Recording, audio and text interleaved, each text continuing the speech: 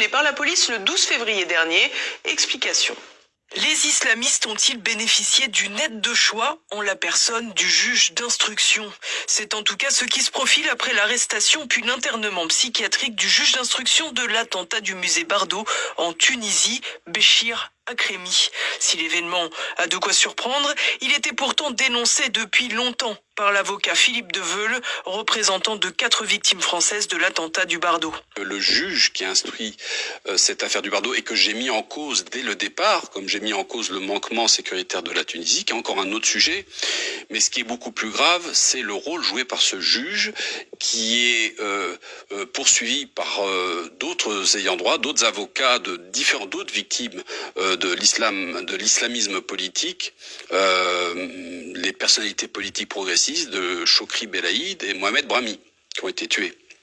Et eh bien, ce même juge a instruit toutes ces affaires. Et il a été accusé d'avoir été complice avec les islamistes pour avoir relâché des prétendus ou des présumteurs criminels.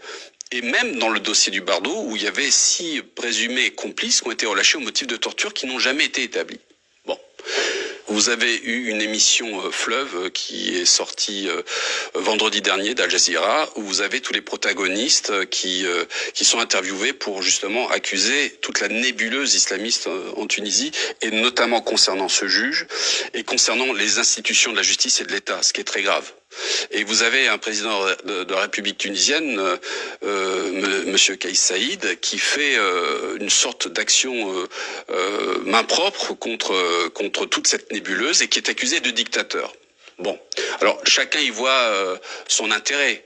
Moi personnellement, je l'encourage à aller jusqu'au bout parce qu'il est très courageux, il est gravement menacé et qu'il a envie d'éradiquer toutes ces racines qui ont été mises en place par Enarda depuis la révolution du printemps au Maghreb et notamment en Tunisie. Parce que Ben Ali, une fois parti, eh bien des islamistes ont remporté la mise et ont posté tous leurs hommes à des postes clés dans la justice, dans la police. Ils n'ont pas réussi à infiltrer l'armée, mais ils ont quand même un réseau très puissant et auquel s'attaque le président de la République actuel. Une toile semble donc avoir été tissée après l'arrivée au pouvoir des islamistes conservateurs d'Enarda.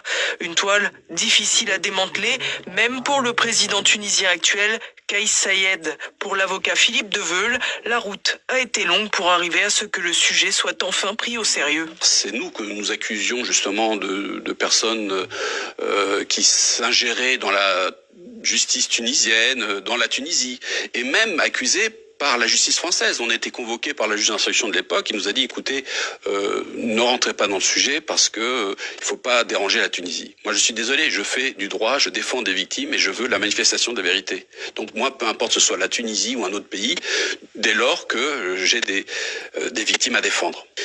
Et puis, il y a eu toute cette lutte parce que mes victimes ont boycotté le procès du Bardo puisqu'on dénonçait le fait que le juge avait relâché des présumés complices au motif de torture jamais établi. Et d'ailleurs, j'ai défendu 2 syndicalistes policiers tunisiens dans cette affaire qui étaient eux-mêmes accusés de terrorisme alors qu'ils dénonçaient justement la manipulation ou la destruction de preuves dans ce procès.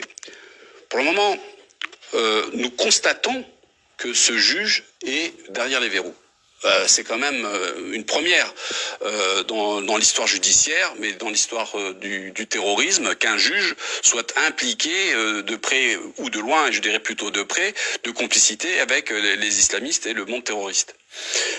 Et qui touche autant de pays. Et je suis même surpris du mutisme de vos confrères dans les médias, et vous avez la gentillesse justement de m'offrir le micro pour en parler, du mutisme sur un tel scandale politico-judiciaire international.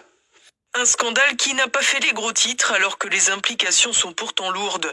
En effet, au vu de ces derniers éléments, le procès de l'attentat du Bardo, dont le verdict a été rendu le 8 février 2019, pourrait bien avoir été largement escamoté. Suite au rebondissement qu'il y aura dans ce dossier, nous nous demanderons évidemment un nouveau procès et des réparations, la manifestation de la vérité. Plutôt la manifestation de la vérité et des réparations pour toutes les victimes, pas que pour les miennes.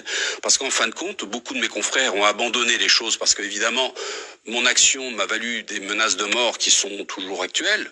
Donc voilà, vous avez peut-être, j'avais ma déclaration in vivo en ce moment. Maintenant, nous gardons sous le coude toutes les mesures possibles pour interagir. Je ne peux pas vous en dire plus parce que c'est en cours, mais nous n'en resterons pas là. Une affaire qu'il faudra donc